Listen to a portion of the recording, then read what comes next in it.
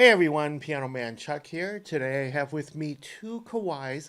It's a Kawai ES110, which is their entry-level piano, and the Kawai ES8, which is their intermediate level piano. Now, the price on the entry level, the Kawai ES110, is $729 US, and that is the street price. In other words, the price you can expect to pay at pretty much any online retailer and pretty much any brick and mortar store like Sam Ash or Guitar Center and so on and so forth. The Kawai ES8 has a street price of $1,999, and basically you're looking at more than 2.5 times the price between the ES110 and the ES8. Now, what makes the ES8 and the 110 more than 2.5 times different in price from each other? Well, let's explore that. First of all, let's take a look at what you're getting with an entry-level piano. Now, the Kawai ES110 has the same Kawai EX 9-foot concert grand, that big, thunderous, powerful 9-foot acoustic grand that you see in concerts and symphony orchestras and so on and so forth. It is the same thing in the Kawai ES110 as it is in the Kawai ES8. Unlike some other manufacturers where the more money you pay, the better the quality of the piano you get. Not so with Kawai. You've got the same great pianos in both of these. Now, the Kawai ES8 also has a couple of other Kawai grand pianos, concert grand pianos. They have the SK, that 9-foot concert grand, and they have the SK5, which is a 6.5-foot concert grand. They're more subtle in sound than the EX. But basically, let me demonstrate. Here's the Kawai ES110 and the ES8. Exact same identical piano sounds. So between the two pianos, you are getting the same top-of-the-line Kawai EX piano in there, $200,000 worth of a grand piano in both of these. And you have a couple of more concert grands in the ES8, like I just mentioned.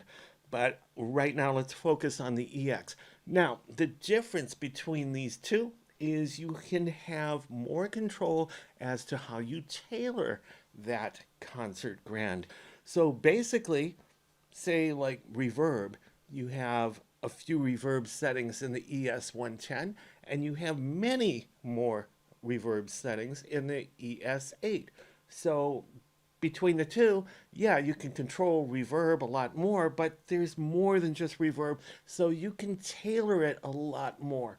But as far as a entry-level piano, you're getting a top-of-the-line built-in Kawai EX 9-foot concert grand right in there, and it's not going to cost that much money, $729. It's great. Now, the other differences are like the keyboard action. So the action on the Kawai ES110, it's their new RHC or responsive hammer compact action, which is a really good action, and I challenge you to test that out with other actions in that same price range. You're going to be surprised. And then when you go to the Kawai ES8, they have their responsive hammer 3 or RH3 action in here, and basically it's a much more controlling action. So you have much more control. You could double sensor technology, which is pretty much standard on a lot of pianos these days, in the Kawai ES110.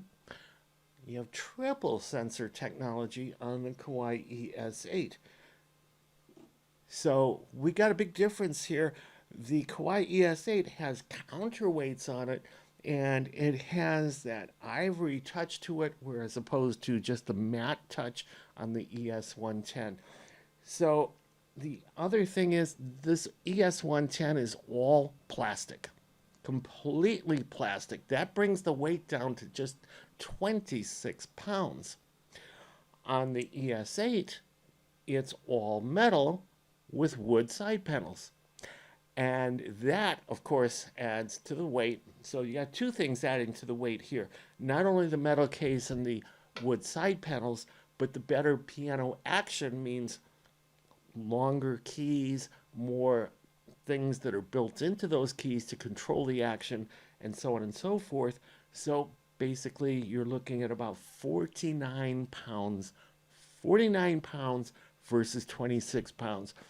And if you're a gigging pianist like me, you can use either one of these, but 26 pounds is so much easier on your back than 49. However, what I found is the 49-pound ES8 is so much more worth it at a gig once you have it set up.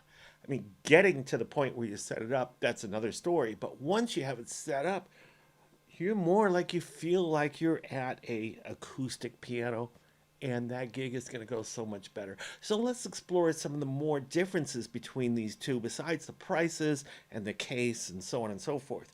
So you've got 34 voices built into the Kawai ES8 as opposed to 19 built into the Kawai ES110. And the 19, just summarizing and looking at the buttons for the categories, you've got piano, electric piano / organ, and you have others. Over here, you have piano 1, piano 2, and like I said, Kawai EX and Kawai SK. You got electric piano, you've got organs, harpsy or harpsichord / mallets, strings / choir, and bass. All right, so that's another difference. But again, I still can't get over the point that at an entry-level piano, you've got the same high-priced piano built into it as you have in this intermediate thing. It just blows me away.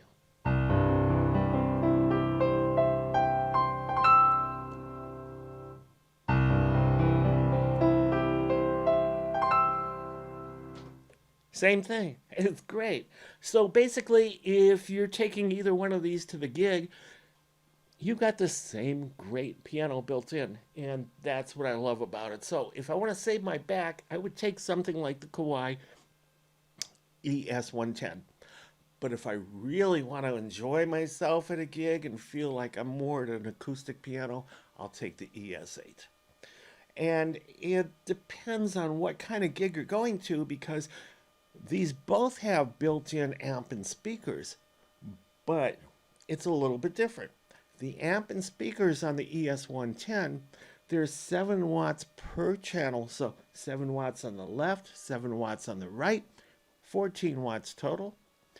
And when you go to the ES8, you've got 30 watts, 15 watts on the left, 15 watts on the right. So more than twice as many watts. So you're going to be a lot louder actually at a gig. So you can cover more people without bringing a separate amp or PA just by bringing the ES8. All right, now there's other differences too. When it comes to displays, this has a 16-character display by 2 lines. So basically, you do have an LCD display here, but on the Kawai ES8, you do not have any kind of display at all. So basically, when you change any kind of parameters like reverb or EQ or anything else, you're basically doing it through a combination of piano keys settings.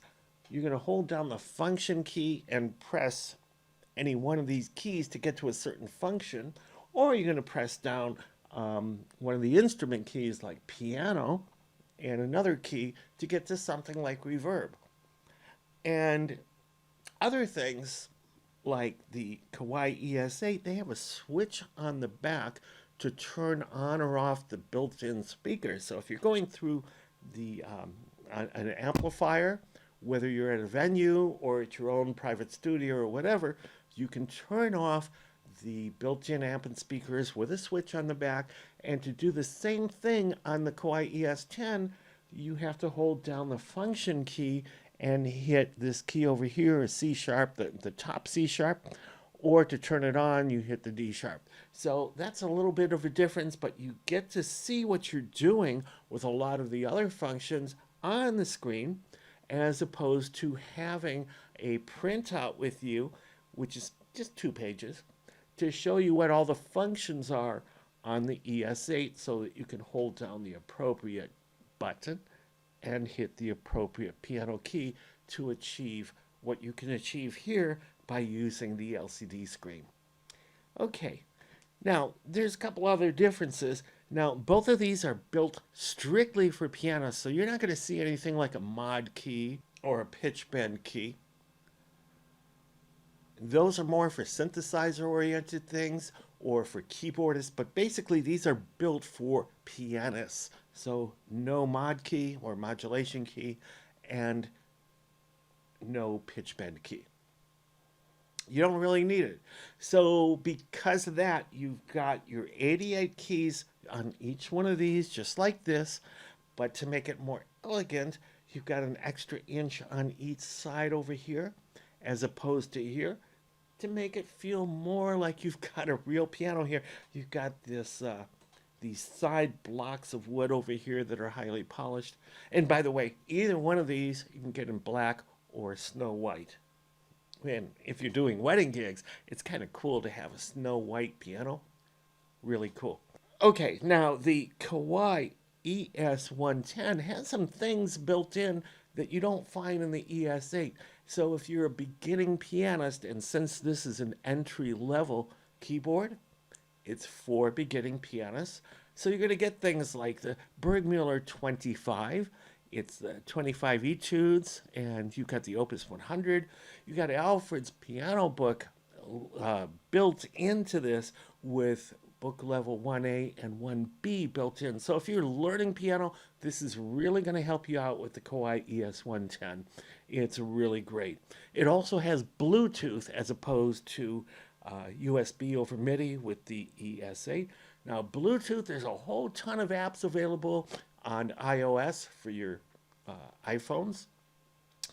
They're just beginning to come out with more apps for Android, but basically iOS or iPhone has more apps for more keyboards than Android at this point, although that's beginning to change. So basically you have apps where you hit a key and you can see the notation on the app, the music notation as to what key you've pressed, and you're looking at it at music notation and you can see exactly what you've pressed. Or they have the other way around. We have an app and you have a keyboard on the app and you're pressing these keys and you're hearing it come through the Kawai ES110. So cool. Now you don't have USB over MIDI on this like a lot of other piano manufacturers do, but the Bluetooth makes up for that. All right, on the Kawai ES8, you have USB over MIDI, and both of these have the standard legacy MIDI connections. So you have MIDI in and MIDI out over these 5-pin DIN connections, which you don't find on a lot of lower priced keyboards anymore. But basically, with that, you can hook it up to just about any other MIDI capable device, so you can control or play either one of these and have the sounds that that other device is capable of coming out. Really, really cool. Now, just because you don't have the USB over MIDI doesn't mean you can't hook it up to your computer. You can get something like the Roland UM1, which is excellent, costs around $40 or so. And you hook that up to your computer, and it's basically the same thing as hooking up a USB cable. You're not going to know the difference once it's hooked up. But yes, you can get cables that are $5 or $10, and it's not going to be protected as well as the UM1, so you're going to get some interference. Get the UM1, spend the extra money, it's well worth it. Okay, now as far as the keys, the touch, you've got a matte finish touch over here, and you've got the ivory key finish over here. All right, let-off simulation on the Kawai ES8, as well as triple sensor technology. You only have two sensor technology on this, but it's a great two sensor technology. And I have some other videos that show, some of the triple sensor technology keyboards out there, which aren't really as good as some of the two sensor technology. So, but the third sensor in the Kawai ES8 really does work, and it helps you out a lot. Also, on the Kawai ES8, you have counterweights built in. Something rare for something under $2,000. So you're getting a lot for your money with the Kawai ES8 as you are with the Kawai ES110. All right, as far as polyphony, 256 note polyphony on the Kawai ES8 as opposed to 192 note polyphony on the Kawai ES110. And 192 is still quite a bit for this price range. You've got pianos out there that are more than double the price, even more than, even around the same price as the Kawai ES8 that don't have that kind of polyphony. Now, as far as each of these, they each come with Kawai's F10H pedal, which is an awesome pedal. Let me show you.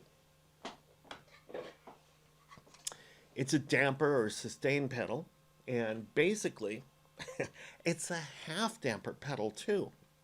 So, and you don't usually get that with any other brand where they include a half damper pedal. Very cool. So you have the ability to hook that pedal up on either one of these, obviously. But with the ES8, you also have another pedal jack for the damper pedal and a soft pedal. Kawai sells that in one unit. We have both pedals. It's the Kawai F20H. And every piano that I play, I only find that I need the damper pedal. I don't need both. So either one of these will work for me as far as a pianist at a gig. All right. Now, there's damper resonance, which if you don't know what that means, that's fine. Each one of these has that. But the Kawai ES8 has string resonance, which is really cool. Well, let me demonstrate. If I hold down a C chord without playing it, C, E, G, C. I'm trying not to play it, but this is so sensitive that no matter how soft I play it, it's going to pick it up. All right, so I'm holding down C, E, G, C chord in the left hand. Now, when I play in the right hand, any note or cousin or harmonic of one of these C, E, G, C, you hear that? All right, so that's called string resonance. But if I hit another note that's not related, you don't hear it. And if I don't, all right. The same thing over here. We don't have that because it doesn't have string resonance. All right. Now, Kawai also offers something that has virtual technician. So basically, you have a technician built into the piano and you can control a whole bunch of things. And with the ES110, you have 7 parameters. And with the ES8, you have 17 parameters that you can control. I'm not going to get into each one of those in this video because I've covered them separately in other videos that represent each one of these pianos separately. All right. But as far as touch curve, you've got a simpler touch curve here where you've got light and normal and heavy and so on. When you get to the ES8, you have a little bit more control, and they also have a touch curve called user, where if you set up the user thing, you start playing, you're playing regular, low, and hard, and so on, and it will come up with a custom touch curve for you that you can save as a user touch curve. So very cool. I don't know how they did that, but it works pretty cool. I've used it myself. Very cool. All right, now the speakers here. The speakers on the ES110, they're 4.7 inches and they are facing down. Whereas on the ES8, the speakers are basically 4.7 inches. They're oval and they're facing up. So you got two different methodologies over here, one facing down, one facing up. And at a gig, it's really cool when you have them facing up because that kind of enters more of the room. But when you have them facing down, it bounces off the floor, you get better bass, and so on and so forth. Now, they both have recorders built in, so you can record a piece either way. But since it's MIDI capable, you hook it up to your computer and run a DAW or some other kind of recorder, and you can save what you're recording real time. As far as the Kawai ES8, you don't even need the computer. Sure, it'll work with a computer, but you don't need it. So if you're at a gig and you're playing, all you got to do is put in a USB stick and start playing. You've hit record. It'll save your performance. So you can go ahead and do whatever you want with that performance when you get home. You can transfer that to a disc or something else and send it to your friends, or you can just use it as a tool to analyze how you did at that gig. All right? And it'll record WAV files or MP3 files. All right, now the power draw, like, it's probably not even important to most people, but basically this is using 35 watts of DC power that's plugged into this as opposed to 9. And the only time it's going to make a difference is to kind of calculate how long a external battery like a RAV Power RP-PB14 is going to last. It'll power either one of these. This one using 15 volts DC, this one using 12 volts DC. All right, now the back panel on each of these is a little bit different, but on the ES8, you have actually a line input. It's your 1/8 inch mini stereo jack that you can plug in here from your iPod or your MP3 player or whatever. So you can actually play that through your speakers here, whether you're on break and you want some music, or you want to play along with some music to learn it when you're at home in the studio. The Kawai ES110 doesn't have that. All right, and they both have the standard left and right 1/4 inch line outputs. And that's pretty much it for either of these. So I think I've covered the main things in a nutshell over here. And again, you can't really go wrong with either of these. So if you're looking to gig out and you want something really light, the Kawai ES110 is the way to go. And since it's the same exact piano that you have on the ES8, just a little bit less control over how you can tailor that. Basically, it makes it perfect for the studio too. But the Kawai ES8, man, you really feel like you're sitting at an acoustic piano. You close your eyes, especially if you're at a gig, and you'd be surprised what comes out.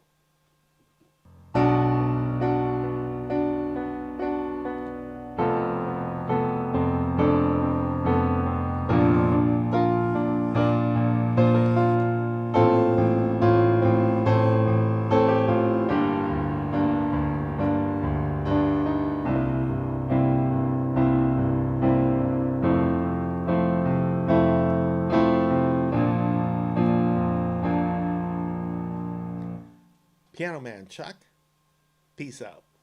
Thanks for watching.